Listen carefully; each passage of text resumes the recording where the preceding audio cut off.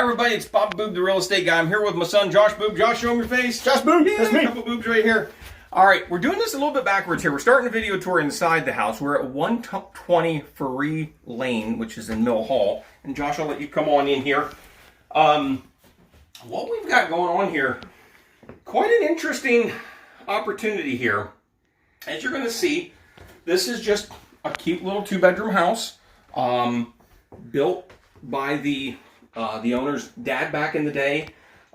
Just a little eat-in dining room area with a kitchen.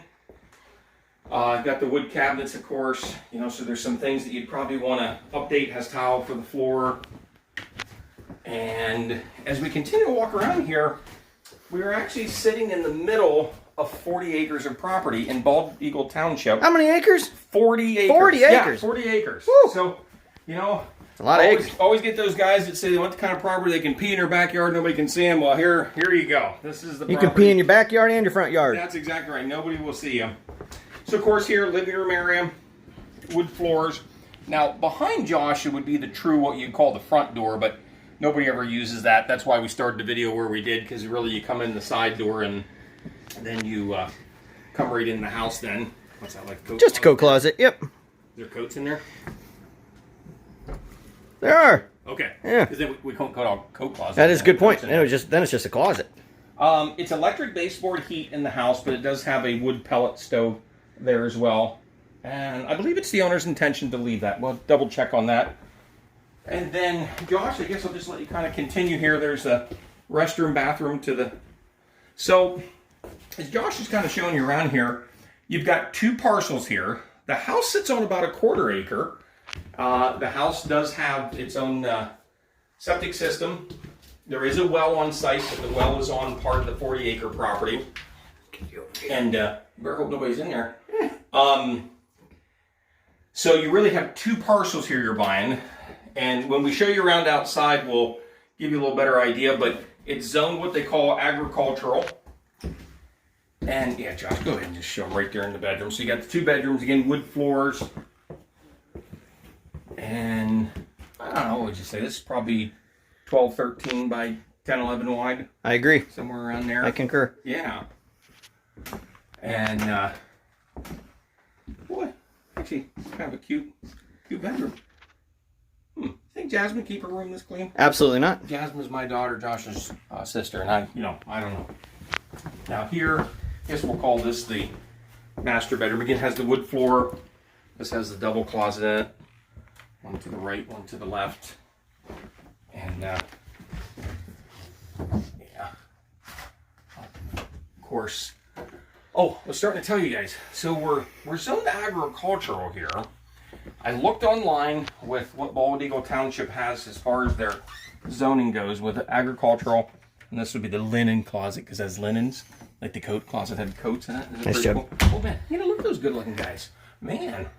You think can handle that much good looking at one time? I struggle with it.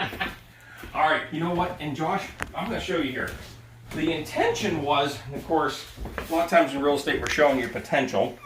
But this here, and Josh will let you squeeze by there because I think I got the door caught underneath the rug. But here we're in the attic area. And Josh, you go ahead and I'll just let you kind of keep showing them and talking about what's up there. So this was what they were going to finish as the third bedroom. It looks like it's got some electrical ran up. Correct. Of course, the insulation in, which I feel like insulation or installation? I don't know. Somebody installed some insulation. How about that? Woo, it is warm up here. Yeah. But this good size. It is, yep. And Josh, and I think that's where the potential could be for, like you said earlier, a third bedroom. So I'll tell you what, we're going to pause real quick and then we're going to show you down the basement. We'll be right back. Okay, so now we just got done showing the attic or what could be potentially, you use it for storage or maybe a third bedroom. Now we're down the lower level. So that's coming from that dining room area. Now you can see we have a block foundation. Let's see, I'm 6 foot, so that's probably about 7.5 foot high basement wall here. Looks like here there was hookup for washer, dryer here. And as Josh is kind of scanning the basement here for you, you'll see over there's the electric hot water heater. And of course, we mentioned earlier the wood pellet stove. So this is some of the pellets. The Josh, I don't know if you know. Look up there above that hot water heater. See that pipe running across there? That's the sewer stack for the toilet and everything. That is actually copper. Wow. Yeah. I can't imagine what that would cost. I was going to say, what is that worth? That's a real copper sewer line going out there. Buy the house just for that copper line. Yeah, absolutely. Jeez. Absolutely. That is wild. Of course, going out to the septic on the, let's see, that'd be the north side of the house there. And I think, Josh, hiding behind here is a wood stove, but I don't know if it's operable. Of course, the chimney would need to be looked at. I just want to point out that it's been 5.5 minutes into this video, and this is the first time you've mentioned northeast, south, and west. Oh, I feel terrible. Always guys. within the first 30 Absolutely. seconds. Okay, so I'm... All your lawyer viewers, you'll love that. Right there. Now, Josh is looking at that wall. That's heading west. That wall over there is heading north. We got east going that direction. If you say so. And we got south. Now, of course, where the ride mower is in here, you can see there's a one-car garage door here that you can open up to get in and out. And that does go to ground level, right? That's ground level outside. Yeah, it's actually almost a little bit below grade. Because when you open that up, there's going to be a little space to the left and the right there where the dirt is at. We'll show that when we get out there. A little better view of that. Yep. It's an older electrical system. Probably at some point somebody would want to update that to breaker. It's got an old fuse box in here. They've not had any problems with it with the house, but nonetheless, probably good idea to have an electrician throw in a breaker box there at some point. And I'm sorry, guys, it's a little dark, but we'll have photos. We'll have photos of that. And then, of course, down here. So, Josh, I don't know. Like, I guess you'd have to see if they get. I don't really. I mean, we've had a lot of rain, and I'm not seeing water on the floor here. So I suppose this could be finished off if somebody wanted to. And always seems to be a good sign when they're storing things in the basement. Yeah, It's things right on the ground, even wood. Got a pallet there, so maybe I don't know. Just have to be careful, I guess. All right, guys. Here's what we're gonna do. We're going to push pause now, and then we're going to take you outside and show you around. We'll be right back, guys. Okay, so now we're coming out of the house, and you can see there's a nice deck right here. And then, Josh, I guess let's show them the front of the house here. So, again, the address that they give the house itself is 120 Ferree Lane. I'm going to take a quick pan here. Sure. That's the road coming in. Yep. What direction's that, Dad? What direction's that road? Is east. East. Okay. Now keeping you sharp. North. And you see that white thing with the red cap on it? That's about where the septic system is. And then... Point that out here. Yep. A little Vanna white point. Yep. And then, of course, you continue around there. And I think what we'll do... Actually, Josh, we'll go to your right. We'll take them out through the back first, and then we'll do the front of the house later. So, part of the reason that I started talking... and I get distracted, and there's a squirrel. Again, mentioned to you earlier, we got agricultural zoning. What it is saying online is that you have to have 10-acre lot sizes. Now, you got about 40 acres here with the property, so in theory, you could get 4 10-acre lots. You see how I did that, Josh? That's good math. All right. Now, don't hold this against me, people, but I went Jersey Shore, but I think that math works out. The key would be you would have to have a surveyor come in and try to figure out how to lay that out, if that was your intention, or maybe you just do it as 2 or 3 bigger lots. But Josh, as we're facing that way or east, the wooded area, at the lower end of the wooded area, that is flood zone or wetlands as you're coming in there. Then so far up the road, and of course we'll have a map online to show people where the FEMA shows where the line stops and starts. Of course, to be sure, you should really have your own surveyor mark that, because sometimes FEMA's line can be off, and usually they're off to the bad, not off to the good. Usually a lot of times when you get your surveyor in there, you find you have a lot less property in the flood zone than what FEMA thinks you have. That's true. And just kind of give them our bearings. Where are we at with the high school here? Isn't the high school right about? The high school is south of us then. So literally where that white camper is there, and got some, looks like boats there on that. That's south. And that's where the Keystone Central High School would be at. And here, guys, you can see the side of the house here. But as we're walking and talking, you're going to see on the, so it's going to be on the southwest side of the property. All that ground up behind you, Josh, now it's not level, but it's a very slight sloping. It's not flood zone. This could be some beautiful sites to build a home or 2 or 3 or maybe 4. But again, you'd have to just work with the surveyor to figure out where you'd want to draw up things and subdivide and that sort of thing like that. But as the road continues on, oh, you know what, Josh, I guess I never really gave the audience a good look at the front of the house. I guess I let you give them a front look.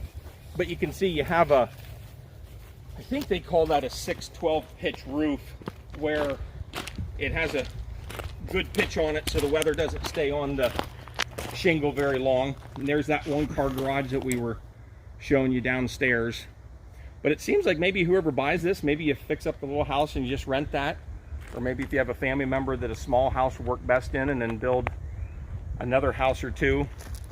Maybe if you're from out of the area and you're just looking for a place for recreation, be a great spot for, I would think, four-wheelers, side-by-side. You got 40 acres that you could run it around. Now, Josh, do you know what the big word equestrian means? Yeah, that means something with a horse. Yeah, that's right. Very good.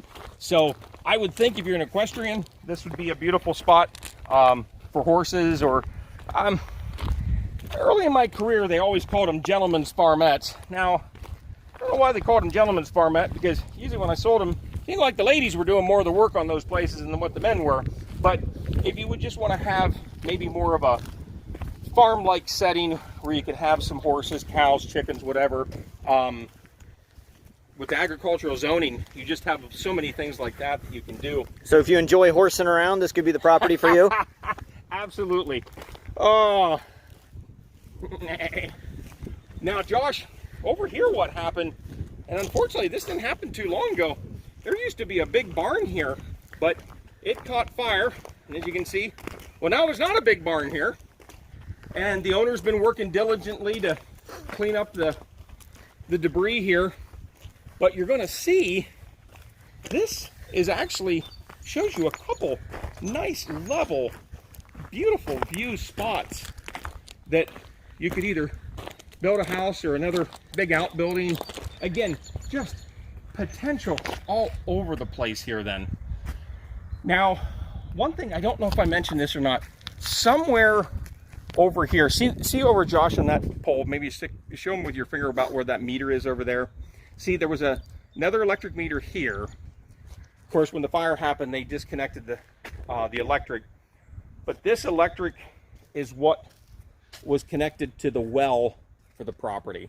So right now, the well is not functioning into the property. So that's something that somebody's going to probably have to have their electrician look into, or possibly just consider drilling a second well closer to the house and then maybe use the old one for a new property then. But, and then, Josh, just listen to a second. You hear that? No. That's right. It's quiet. Oh, I do hear quiet. Noise. There's some birds.